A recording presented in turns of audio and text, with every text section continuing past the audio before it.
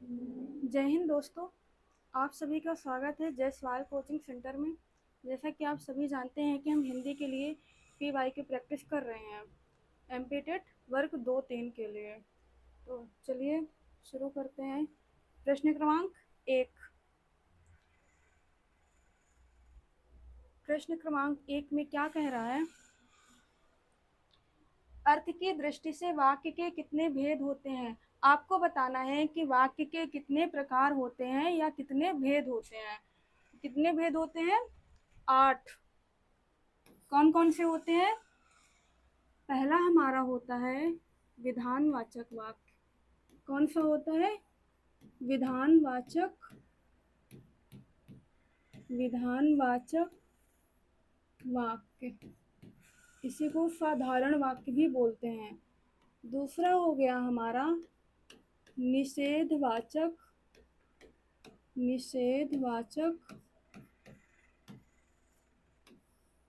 वाक्य। इसमें न का बोध होता है।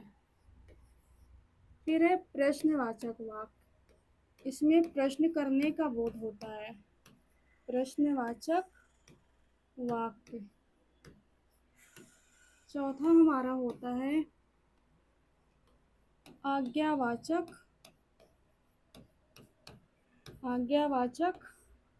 वाक्य। पांचवा होता है इच्छावाचक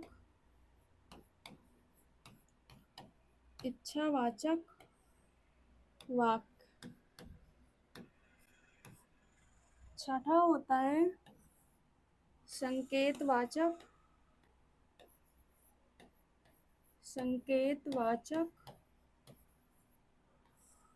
वाक्य।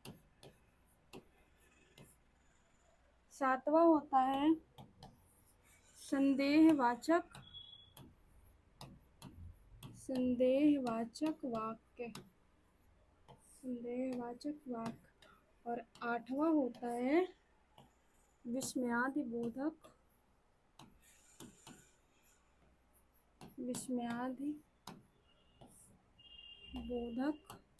वाक्य। अब आठों प्रकार को हम समझ लेते हैं उदाहरण के माध्यम से। तो पहला हमारा क्या है? विधानवाचक वाक्य। इसी को साधारण वाक्य भी कहते हैं। जैसे मैंने बोला कि भारत की राजधानी क्या है? नई दिल्ली है। तो ये क्या हो गया? सामान्य सा वाक्य हो गया। और मैंने क्या बोल दिया? सूर्य पूर्व दिशा से उगता है ना। तो ये भी हमारा सामान्य वाक्य हो गया। कौन सा? विधानवाचक वाक्य हो गया। निषेधवाचक वाक्य में क्या हो गया? जैसे मैंने क्या बोल दिया कि आज मैं फोन नहीं चलाऊंगी। तो इसमें नकारात्मक का भाव आ रहा है कि आज मैं फोन नहीं चलाऊंगी, है ना। ये हो गया। प्रश्नवाचक वाक्य में क्या होता है? प्रश्न का बोध होता है, प्रश्न पूछने का बोध होता है और हमेशा इसका उत्तर दिया जाता है। जैसे कि मैंने क्या बोल दिया कि आप कहाँ रहते हैं, तो आप बताएंगे कि मैं यहाँ रहता हूँ। या फिर मैंने क्या बोल दिया, आप पढ़ाई कब से स्टार्ट कर रहे हैं, तो आप बताएंगे इसका जवाब कि मैं इस समय से पढ़ाई स्टार्ट करूँगा या फिर इस दिन से करूँगा। फिर क्या है? आज्ञावाचक वाक्य। इसमें क्या होता है? आदेश, निर्देश और किसका? प्रार्थना का भी भाव होता है। जैसे मैंने बोला कृपया यहाँ बैठ जाइए, तो ये क्या हो जाएगा? आज्ञावाचक वाक्य हो जाएगा, है ना। और ये इच्छावाचक वाक्य। इसमें क्या होता है? जो वक्ता होता है, तो वक्ता क्या करता है? वक्ता की इच्छा या फिर वो आशीर्वाद दे रहा है ना, शुभकामनाएं दे रहा है, तो वो किस में आएगा? इच्छावाचक वाक्य में आएगा। जैसे कि ऐसे बोल दिया जाए कि ईश्वर भगवान आपको लंबी उम्र दे, है ना। तो ये कौन सा वाक्य हो जाएगा? इच्छावाचक वाक्य हो जाएगा। फिर है संकेतवाचक वाक्य। इसमें क्या रहता है कि इसमें एक क्रिया दूसरी क्रिया पर निर्भर रहती है। जैसे मैंने बोला, यदि आप पढ़ाई करेंगे, यदि आप एमपीटेट के लिए पढ़ाई करेंगे तो आपको सफलता निश्चित मिलेगी। तो अगर आप पढ़ेंगे तभी आपको सफलता मिलेगी। एक क्रिया दूसरी क्रिया पर क्या है? निर्भर है। तो क्या हो जाएगा? वो संकेतवाचक वाक्य हो जाएगा। संदेहवाचक वाक्य क्या होता है? जिसमें संदेह बना रहे, शंका बनी रहे। जैसे मैंने बोला शायद आज वर्षा होगी। हमें कंफर्म नहीं है कि होगी कि नहीं होगी, हमारे मन में डाउट बना हुआ है, संदेह बना हुआ है कि शायद आज वर्षा होगी। फिर क्या है? विस्मयादि बोधक वाक्य। इसमें क्या होता है, इसमें हर्ष हो, है ना, शोक हो, घृणा हो, तो वो किस में चले जाएंगे, विस्मयादि बोधक वाक्य में। या फिर कोई बहुत अच्छी चीज देखे हो तो क्या बोलते हो, वाह कितना प्यारा दृश्य है। जैसे जब आप लोग का सिलेक्शन हो जाएगा, आप घूमने जाओगे, फिर क्या बोलोगे वहां पे कि वाह कितना सुंदर, कितना अद्भुत दृश्य है। तो हमारे वाक्य के कितने भेद होते हैं, 8 भेद होते हैं, ये मैंने बता दिया एग्जाम्पल के साथ में। अब प्रश्न क्रमांक 2, इसमें बोला है, कह रहा है निम्नांकित में अशुद्ध शब्द है। आपको बताना है कि ये 3 ऑप्शन लिखे हुए हैं, 3 में से कौन सा अशुद्ध लिखा हुआ है। तो हमारे तीनों ऑप्शन ही गलत लिखे हुए हैं। श्राप भी गलत है, पूज्यास्पद भी गलत है, और हिरण्य कश्यप भी गलत लिखा हुआ है। इसका शुद्ध रूप क्या हो जाएगा, इसका शुद्ध रूप हो जाएगा, श्राप नहीं बोलते हैं, क्या बोलते हैं, श्राप बोलते हैं। जबकि आम बोलचाल की भाषा में सब श्राप का ही यूज करते हैं। फिर है पूजास्पद, ये भी गलत लिखा हुआ है, ये कैसे शुद्ध होगा, पूजास्पद। फिर है ये कैसे बना है, हमारा पूज हो गया मूल शब्द या मूल धातु, ठीक है। इससे हम 3 शब्द बना लेंगे, कौन कौन सा। पहला हमने पूज में या प्रत्यय लगाया तो बन गया क्या, पूज। क्या बन गया हमारा, पूज। फिर हमने पूज में अनीय प्रत्यय लगाया तो क्या बन गया, पूजनीय, पूजनीय। और तीसरे में हमने आस्पद प्रत्यय लगाया तो बन गया हमारा पूजास्पद, पूजास्पद, ठीक है ना। तो इसमें या प्रत्यय है, इसमें अनीय प्रत्यय है, और इसमें आस्पद प्रत्यय है, तो इसका सही रूप हो जाएगा पूजास्पद। फिर यहाँ पे लिखा हुआ है हिरण्यकश्यप। हिरण्यकश्यप नहीं था, प्रहलाद के पिताजी का नाम हिरण्यकश्यप नहीं, क्या था, हिरण्यकशिपु था, हिरण्यकशिपु, हिरण्यकशिपु। ये शुद्ध है वर्तनी की दृष्टि से। हिरण्य का मतलब क्या होता है, हिरण्य का मतलब होता है सोना, और कशिपु का मतलब होता है तकिया। कशिपु का मतलब क्या होता है, तकिया होता है।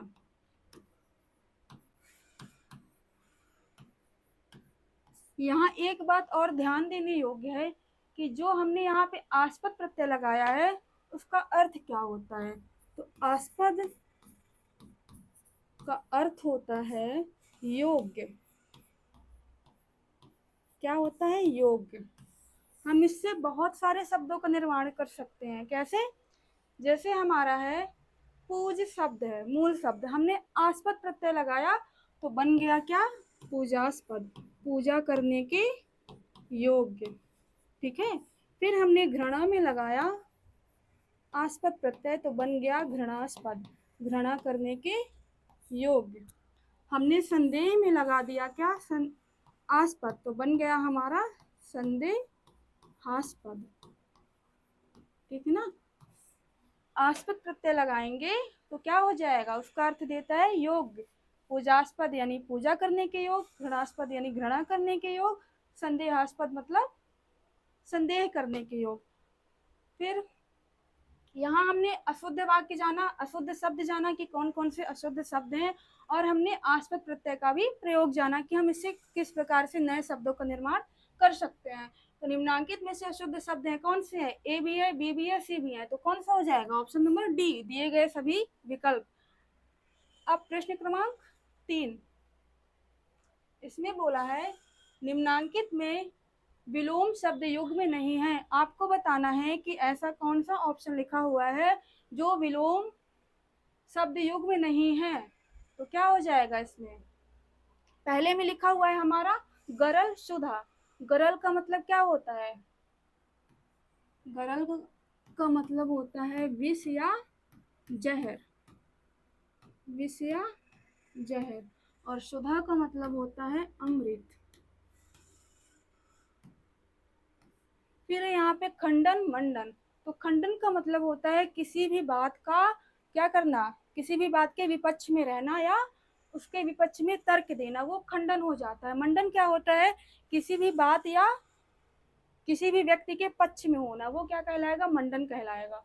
विधि क्या होता है? विधि होती है रीत या तरीका। निषेध क्या होती है? मनाही। तो ये तीनों ऑप्शन क्या है? एक दूसरे के विलोम है। लेकिन यहाँ पे लिखा हुआ है अनादि अनंत। अनादि अनंत सही विलोम शब्द का युग्म नहीं है, क्योंकि अनादि मतलब होता है जिसका कोई भी आदि ना हो, अनंत मतलब जिसका कोई भी अंत ना हो। तो हम भगवान के लिए क्या प्रयोग करते हैं कि भगवान हमारे क्या है, ईश्वर हमारे क्या है? अनादि अनंत है। तो इसका सही जवाब हो जाएगा ऑप्शन नंबर डी। फिर है प्रश्न क्रमांक 4। प्रश्न क्रमांक 4 में क्या कह रहा है? निम्नांकित में समध्वनि भिन्नार्थक शब्द युग्म में नहीं है। आपको बताना है कि ऐसा कौन सा शब्द युग्म है जो समध्वनि भिन्नार्थक नहीं है। तो पहला लिखा हुआ है हमारा अली अली, दूसरा है अवलंब अविलंब, तीसरा है अभिज्ञ अनभिज्ञ, और चौथा लिखा हुआ है झन झन। आप लोग सोचिए, बताइए। और जैसा कि मैंने पहली वाली क्लास में भी बोला है कि आपको रफ और पेन लेके बैठना है, क्योंकि हम पी वाई की प्रैक्टिस कर रहे हैं। तो आपको मेरे जवाब बताने से पहले वहाँ पे आंसर लिख देना है, तभी आपका आकलन सही तरीके से हो पाएगा, तभी आप अपनी तैयारी को सही दिशा दे पाएंगे। तो अली का मतलब क्या होता है? ये ध्वनि तो इनकी सेम है, हमने बोला अली अली, है ना। तो अली का अर्थ होता है भौरा। भौरा को क्या बोलते हैं? अली बोलते हैं। और ये जो अली लिखा हुआ है इसका मतलब होता है सखी। और इसी को हम लिख सकते हैं क्या? आली भी बोलते हैं सखी को। ठीक है, आली भी किसको बोलते हैं? सखी को बोलते हैं। फिर है अवलंब अविलंब। अवलंब का अर्थ होता है सहारा, और अविलंब का मतलब होता है शीघ्र, बिना देरी किए हुए। बोलते हैं ना कि अपनी तैयारी अविलंब शुरू कर दो, नहीं तो कभी भी नोटिफिकेशन आ सकता है एमपीटेट के लिए। फिर है यहाँ पे अभिज्ञ अनभिज्ञ। अब देखिए यहाँ पे हमारा ज्ञा शब्द हो गया। ज्ञा मतलब होता है जानने वाला, जानने वाला। ठीक है, अब हम इससे अनेक शब्दों का निर्माण कर सकते हैं, कई शब्द हम बना सकते हैं ज्ञा से। हमने अभी लगा दिया उपसर्ग के रूप में, तो बन गया अभिज्ञ। अभिज्ञ मतलब जानने वाला। क्या हो जाएगा? अभिज्ञ मतलब जानने वाला, जानने वाला। फिर हमने अभिज्ञ में क्या लगा दिया? अन लगा दिया, अन उपसर्ग। तो क्या हो गया? अनभिज्ञ मतलब अनजान, न जानने वाला, अनजान। इसको समझ लीजिए, ज्ञा वाला है ना, कि हम किसी भी शब्द में क्या लगाएंगे। कोई हमारा ज्ञा मूल शब्द हो गया, हम उसमें कोई सा उपसर्ग लगाएंगे तो क्या बनेगा? तो जैसे अभिज्ञ और अनभिज्ञ समझ लिए हैं आप। अब जैसे मैंने लिखा सर्वज्ञ मतलब सब कुछ जानने वाला, बहुज्ञ मतलब बहुत कुछ जानने वाला, अल्पज्ञ मतलब बहुत कम जानने वाला, अल्पज्ञ। अल्पज्ञ का मतलब क्या हो जाएगा? बहुत कम जानने वाला, अल्पज्ञ। हमने यहीं पे क्या लिख दिया? विशेषज्ञ मतलब कुछ विशेष जानने वाला। लेकिन हमसे सवाल में क्या पूछा था, प्रश्न में क्या पूछा था कि समध्वनि भिन्नार्थक शब्द युग्म नहीं है। तो क्या नहीं है? ये झन झन। झन झन क्या लिखा हुआ है? पुनरुक्त शब्द लिखा हुआ है, वही शब्द को दो बार लिख दिया गया है, झन झन। ऐसा होता है ना कि जब दो धातुएं आपस में टकराती हैं तो कौन सी आवाज आती है? झनझनाहट की आवाज आती है। तो यहाँ पे सही जवाब हो जाएगा डी, क्योंकि हमसे पूछा ही गलत है। और हमने साथ में क्या जाना? हमने ज्ञा जाना कि ज्ञा का अर्थ होता है जानने वाला, और हमने इतने शब्दों का निर्माण भी किया। अब चलते हैं प्रश्न क्रमांक 5 में। प्रश्न क्रमांक 5 में क्या कह रहा है? निम्नांकित में विपरीत गुणधर्मी शब्द युग्म नहीं है। आपको बताना है कि ऐसा कौन सा ऑप्शन लिखा हुआ है जो सही विलोम शब्द युग्म नहीं लिखा हुआ है। तो देखिए, आग पानी एक दूसरे के विलोम है ना। राजा रंक ये भी एक दूसरे की क्या है, विलोम है। रंक मतलब गरीब, है ना। महात्मा दुरात्मा ये भी एक दूसरे के विलोम है। महात्मा मतलब अच्छी आत्मा वाला व्यक्ति, दुरात्मा मतलब बुरी आत्मा वाला व्यक्ति, या फिर बुरे व्यवहार करने वाला व्यक्ति। जो क्या करता है, बुरा व्यवहार करता है, वो दुरात्मा की श्रेणी में आता है। जो अच्छा व्यवहार करता है वो महात्मा की श्रेणी में आता है। फिर यहाँ पे लिखा हुआ है क्या, दुकान वुकान। तो हम सामान्य बोलचाल की भाषा में क्या बोलते हैं, दुकान वुकान, चाय वाय, पानी वानी। जबकि क्या होते हैं ये निरर्थक शब्द होते हैं, ये तो सार्थक शब्द होता है। लेकिन हम बोलने में दोनों का यूज कर देते हैं, दोनों का प्रयोग कर देते हैं, सार्थक का भी और निरर्थक का भी। ठीक है ना, दुकान वुकान। तो यही हमारा सही ऑप्शन हो जाएगा, क्योंकि हमसे पूछा क्या है कि विपरीत गुणधर्मी शब्द युग्म नहीं है, जो नहीं है वही हमारा सही जवाब है। दुकान वुकान और कैसे हो जाएंगे शब्द, जैसे बोलते हैं ना चाय वाय पिला दो। तो चाय तो होती है, वाय क्या होती है, ये क्या है, निरर्थक शब्द है, इसका ऐसे ही प्रयोग किया जाता है। पानी वानी पिला दो, तो पानी तो हाँ कुछ होता है, लेकिन ये पानी वानी क्या होता है ना। तो ये निरर्थक शब्द है हमारा, ये सार्थक हो जाएंगे और ये निरर्थक हो जाएगा। सार्थक और ये निरर्थक। प्रश्न क्रमांक 6 में बोला है, निम्नांकित में कौन सा भिन्न उच्चारण एवं वर्तनी वाला समानार्थी शब्द युग्म है। आपको बताना है कि ऐसा कौन सा ऑप्शन लिखा हुआ है जो समान अर्थ देता है। पहला लिखा हुआ है चाय कॉफी। तो चाय अलग होती है, कॉफी अलग होती है, ये पेय पदार्थ के क्या है, अलग अलग प्रकार हैं। चाय अलग प्रकार का पेय पदार्थ है और कॉफी अलग प्रकार का पेय पदार्थ है। रोटी पराठा ये भी भोजन के अलग अलग अलग प्रकार है ना, कि रोटी अलग होती है, पराठा अलग होता है।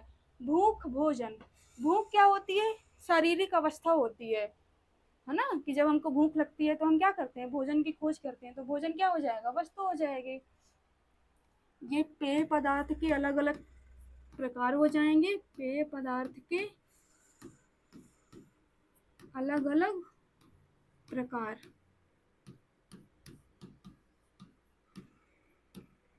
अलग अलग प्रकार। और ये जो रोटी पराठा लिखा हुआ ये क्या हो जाएगा, ये भोजन के अलग अलग प्रकार हो जाएंगे, भोजन के अलग अलग प्रकार।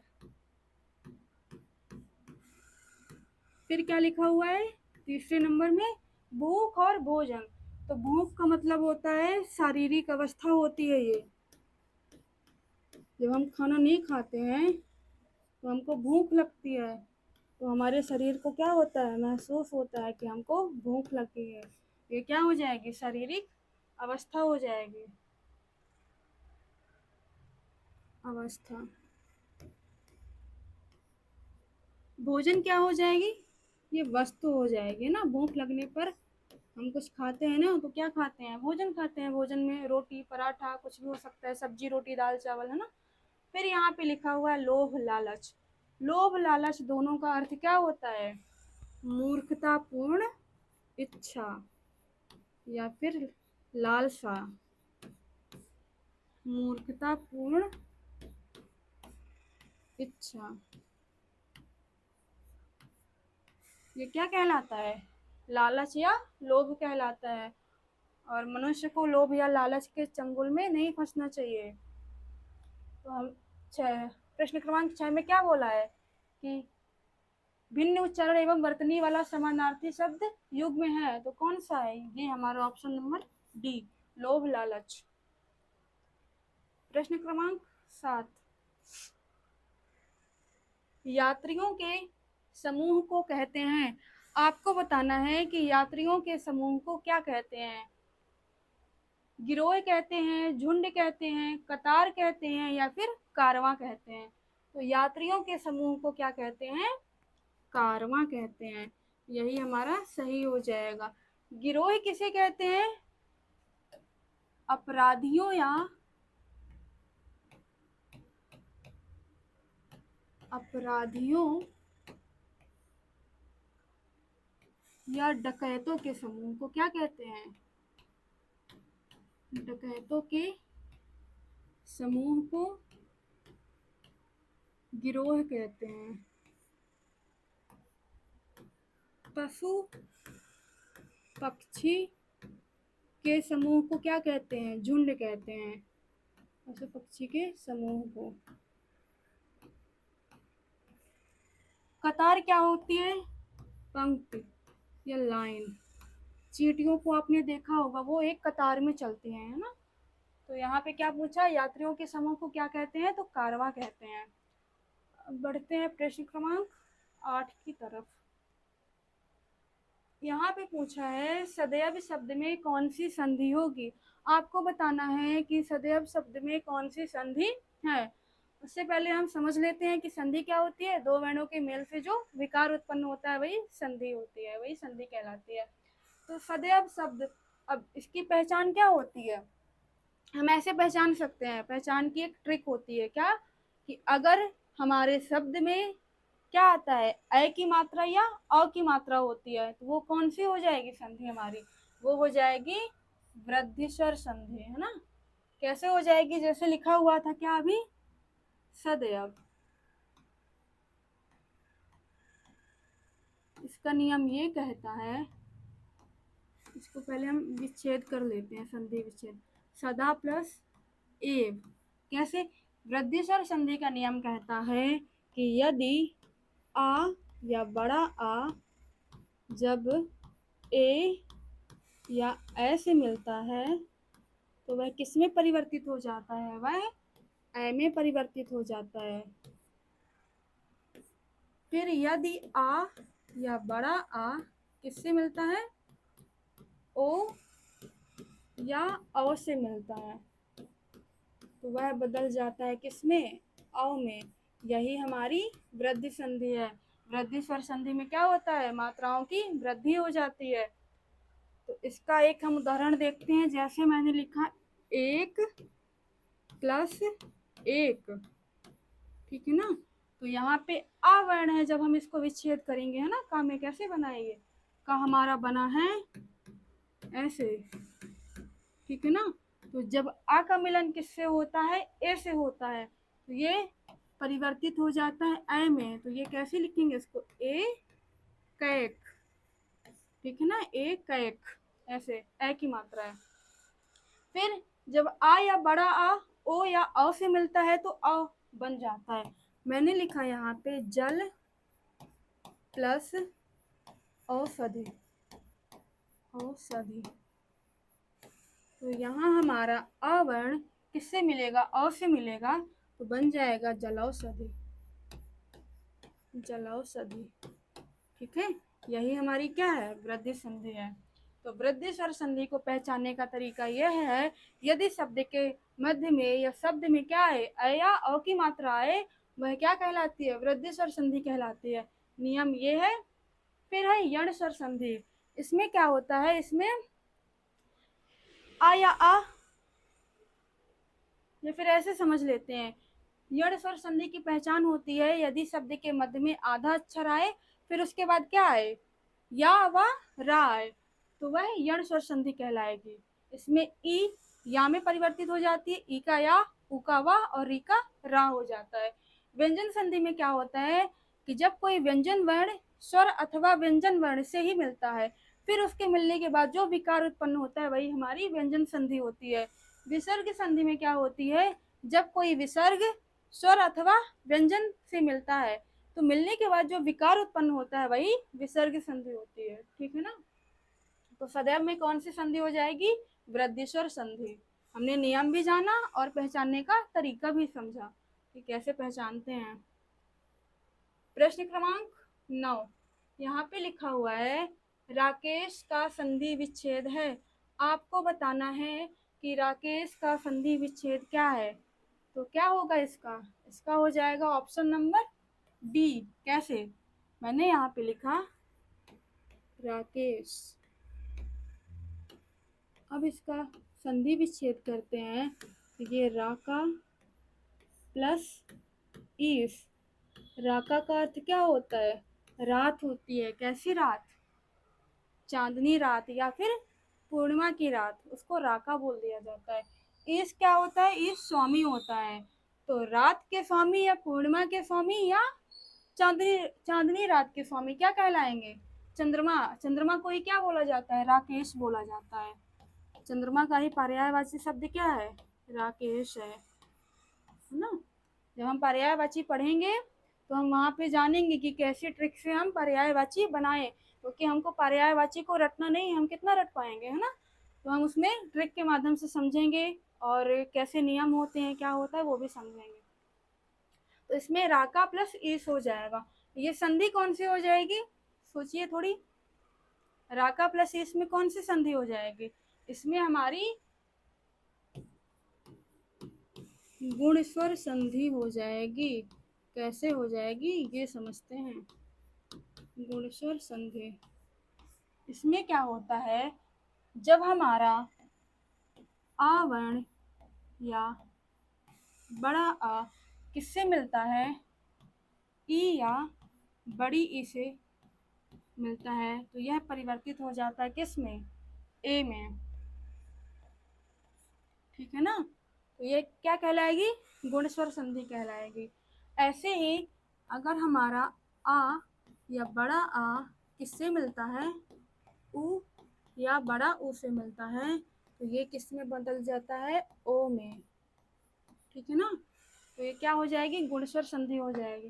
तो राकेश का संधि विच्छेद हो जाएगा राका प्लस ईस। राका मतलब रात, चांदनी रात, पूर्णिमा की रात, और ईस मतलब स्वामी। तो चांदनी रात या पूर्णिमा के स्वामी कौन कहलाते हैं? चंद्रमा कहलाते हैं। चंद्रमा का ही पर्यायवाची है क्या? राकेश। सही जवाब हो जाएगा ऑप्शन नंबर डी। फिर है प्रश्न क्रमांक 10। साधु का स्त्रीलिंग शब्द क्या है? साधु क्या है? पुल्लिंग है। अब आपको बताना है कि इसमें स्त्रीलिंग शब्द कौन सा है। बताइए, सोचिए अपने दिमाग में। तो साधु का साधुनी नहीं होगा, सन्यासिन भी नहीं होगा, महिला साधु भी नहीं होगा, क्या होगा? साध्वी। साधु पुल्लिंग है और साधु का स्त्रीलिंग हो जाएगा साध्वी। प्रश्न क्रमांक 11। यहाँ पे लिखा हुआ है तुम व्याकरणिक दृष्टि से है, क्या है? संज्ञा है, विशेषण है, अव्यय है या सर्वनाम है? तो क्या हो जाएगा? तुम हो जाएगा हमारा सर्वनाम। संज्ञा क्या होती है? क्या होती है? किसी भी व्यक्ति, वस्तु या स्थान का नाम हो, वही संज्ञा हो जाएगी। विशेषण क्या हो जाएगी? कि संज्ञा या सर्वनाम की विशेषता बताने वाले शब्द क्या कहलाते हैं? विशेषण कहलाते हैं। अव्यय क्या होते हैं? ऐसे शब्द जिसमें लिंग वचन कारक का कोई प्रभाव नहीं पड़ता है। अव्यय कितने होते हैं? 4 होते हैं। कौन कौन से होते हैं ये भी समझ लेते हैं। क्रिया विशेषण,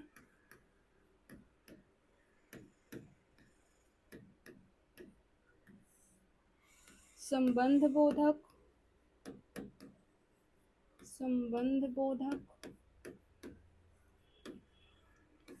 समुच्चय बोधक,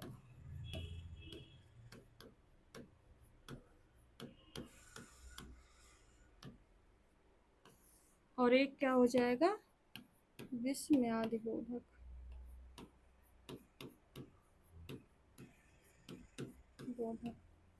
तो इन चारों को बोलते हैं अवयव, क्योंकि इसमें लिंग वचन कारक का कोई प्रभाव नहीं पड़ता है। जैसे मैंने यहाँ पे लिखा कि मोहन धीरे धीरे चलता है। मोहन धीरे धीरे चलता है। फिर मैंने लिखा दूसरा, रीता धीरे धीरे चलती है।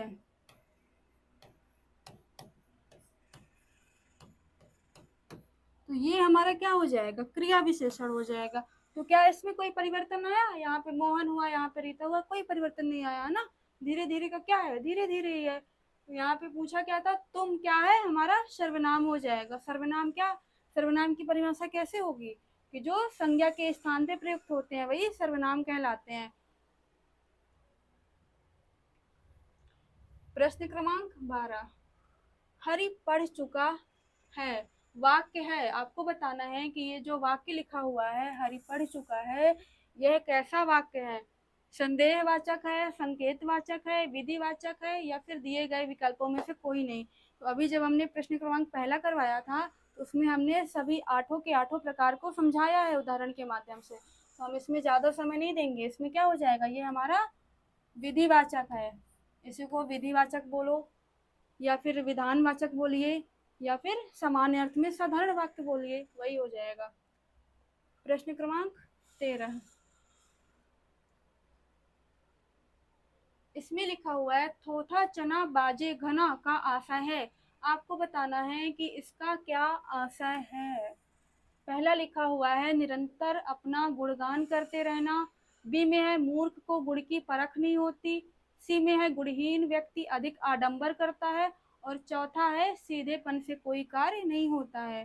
तो क्या हो जाएगा, इसका हो जाएगा ऑप्शन नंबर सी। पहला है निरंतर अपना गुणगान करते रहना, इसके लिए कौन सा हो जाएगा, इसके लिए क्या बोला जाता है कि अपने मुंह मियाँ मिट्ठू बनना, कि जो अपनी प्रशंसा अपनी बड़ाई खुद ही कर लेता है। मूर्ख को गुड़ की परख नहीं होती है ना, तो किसको मूर्ख को गुड़ की परख नहीं होती है, तो इसके लिए कौन सा प्रयुक्त होता है, इसके लिए होता है कि बंदर क्या जाने अदरक का स्वाद, है ना, क्योंकि बंदर को पता ही नहीं है कि अदरक का क्या महत्व होता है, क्या उपयोग होता है। और ये गुणहीन व्यक्ति अधिक आडंबर करता है, उसके लिए थोथा चना बाजे घना। जो गुणहीन व्यक्ति होता है जिसमें योग्यता का अभाव होता है, वो अधिक क्या करता है, आडंबर करता है, दिखावा करता है। जैसे जो चना होता है ना, खोखला चना, उसको बर्तन में डालो तो वो ज़्यादा आवाज़ करता है, जबकि जो रियल में चना होता है जिसमें बात होती है वो आवाज़ नहीं करता है। फिर है सीधेपन से कोई कार्य नहीं होता, इसके लिए क्या बोला जाता है कि सीधी उंगली से घी नहीं निकलता है। थोड़ी आज के ज़माने में थोड़ी चतुराई भी आनी चाहिए, थोड़ी चालाकी भी आनी चाहिए। तो इसका क्या हो जाएगा, थोथा चना बाजे घना हो जाएगा, गुणहीन व्यक्ति अधिक आडंबर या दिखावा करता है। जैसे बोलते हैं ना, इसका वाक्य में प्रयोग ऐसे कर देंगे कि रमेश रमेश को कंप्यूटर चलाना नहीं आता है, लेकिन वो ऐसा दिखावा करता है जैसे कि सॉफ्टवेयर का डेवलपमेंट उसी ने किया है ना। अब चलते हैं प्रश्न क्रमांक 14 में। इसमें क्या बोला है, कौड़ी का तीन मिलना मुहावरे का अर्थ है। आपको बताना है कि इसका क्या अर्थ है। पहला लिखा हुआ है बहुत आसानी से मिलना, बहुत सस्ता होना, बहुत दुर्लभ होना, या फिर उपर्युक्त से कोई नहीं। तो क्या हो जाएगा, कौड़ी का तीन मिलना। कौड़ी क्या है, मूल्यहीन है ना, इसका बहुत कम मूल्य है, और उससे हमें क्या मिल रहा है, तीन मिल रहा है, मतलब क्या है, बहुत सस्ता होना, ठीक है ना।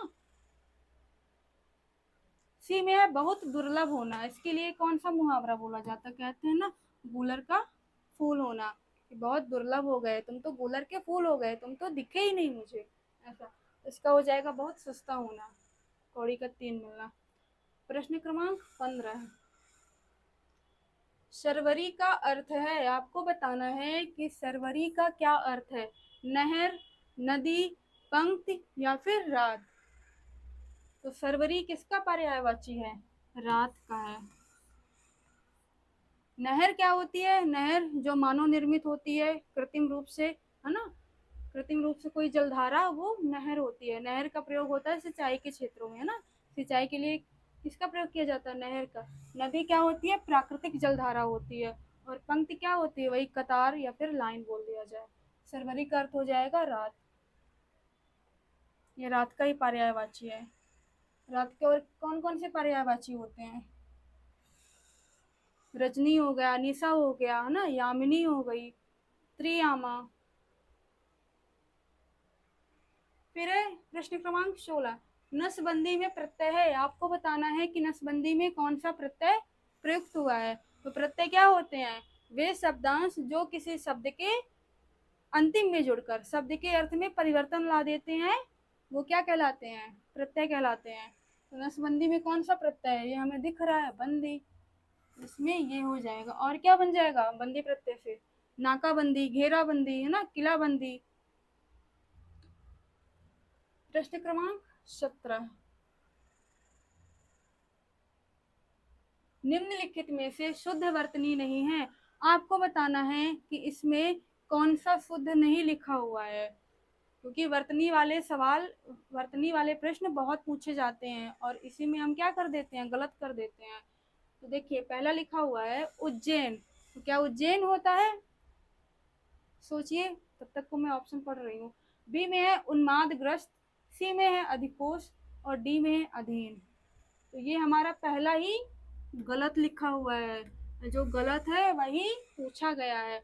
उज्जैन गलत है, इसको लिखते हैं क्या, उज्जैन, ए की मात्रा है ना, उज्जैन। उन्मादग्रस्त सही लिखा हुआ है, अधिकोष भी सही है, अधीन भी सही है। अधीन के लिए हमको ऐसे दे देता है विकल्प में, क्या, अधीन, और हम लोग यही सही करके आ जाते हैं, जबकि ये क्या है, ये हमारा गलत है। अधीन हमेशा ऐसे लिखा जाता है, ये भी सही है, ये भी सही है, और ये गलत था। अब प्रश्न क्रमांक 18। 18 में क्या बोला है, निम्नलिखित में से शुद्ध वर्तनी है, आपको बताना है कि कौन सा सही लिखा हुआ है। तो इसमें पहले में क्या है, साख्यकी लिखा हुआ है, दूसरे में टंडन, तीसरे में कंठ, चौथे में सांडिल्य। तो देखिए एक गलत गलत लिखा हुआ है, क्यों, इसको हम कैसे लिखते हैं, सांख्यिकी, सांख्यिकी, ये हमारी शुद्ध वर्तनी हो गई। टंडन कैसे लिखते हैं, ऐसे, टंडन। कंठ कैसे लिखेंगे, कंठ को हम ऐसे लिख सकते हैं, कंठ, है ना, अनुस्वार का प्रयोग कर दो। और इसमें सांडिल हमारा सही लिखा हुआ है, यही शुद्ध वर्तनी है। इसको ऐसे भी लिख सकते हैं ना, कंठ, क्योंकि जो अंतिम वर्ण होता है उसी का पंचमाक्षर होना चाहिए। तो ये टा ठा डा ढा अड़ा, तो ये अड़ा आया, यहाँ भी टा ठा डा ढा अड़ा, तो ये इसका पंचमाक्षर क्या है, आड़ा होगा, ना कि ना होगा। अगर यहीं पे क्या होता, ता था दा धा, तो हम यहाँ पे ना का प्रयोग करते हैं ना, तो यहाँ पे हो जाएगा सही वर्तनी शांडिल्य। बाकी तीनों गलत लिखे हुए थे। फिर है यहाँ पे प्रश्न क्रमांक 19 में क्या बोला है, हिंदी वर्णमाला में अन और आहा, यहाँ पे होगा क्या, आहा। निम्नलिखित में से किस प्रकार के वर्ण हैं, आपको बताना है कि अन और आहा किस प्रकार के वर्ण हैं, ठीक है ना। अयोगवा है, व्यंजन है, संयुक्ताक्षर है, या फिर संयुक्ताक्षर एवं व्यंजन दोनों है। तो अन और आहा हमारे क्या है, अयोगवा है, अयोगवा है। व्यंजन क्या होते हैं, व्यंजन को हमेशा हलंत के साथ ही लिखा जाता है, वही शुद्ध व्यंजन कहलाते हैं। अगर आप ऐसे लिख दोगे का, तो ये व्यंजन और स्वर से मिलके बनता है, ये हमारा व्यंजन और स्वर से मिलके क्या बनता है, ये का अक्षर बनता है। अशुद्ध व्यंजन ये होता है और ये हमारा स्वर हो गया, ठीक है ना।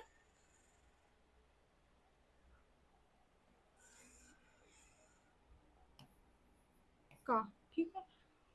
संयुक्ताक्षर क्या होता है, जो दो वर्णों के मेल से बनते हैं, जैसे चार होते हैं हमारे व्यंजन जो संयुक्त रूप से लिखे होते हैं, छा, त्रा, ज्ञा और श्रा, श्रम वाला श्रा, ये बनता है शुद्ध व्यंजन का प्लस शा, षटकोण वाला, त्रा, ता प्लस रा से क्या बनता है हमारा, जा प्लस अइया से, और श्रा बनता है तालब दिशा और रा से, ठीक है ना।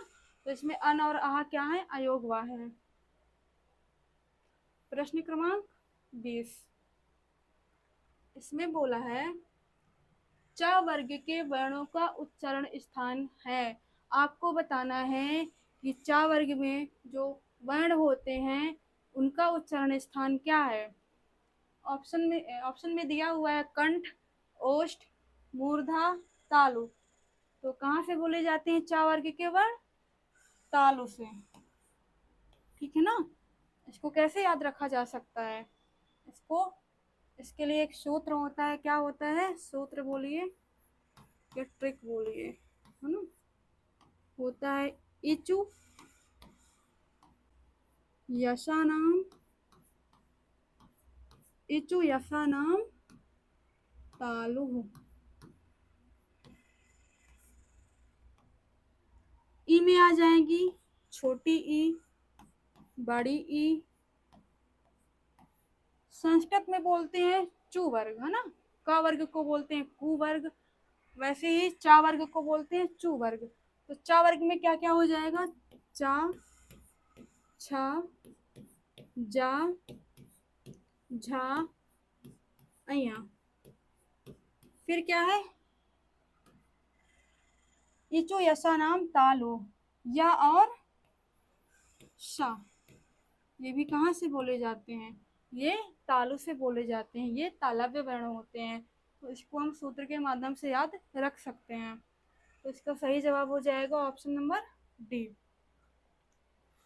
आज की हमारी PYQ की प्रैक्टिस यहीं पे समाप्त होती है।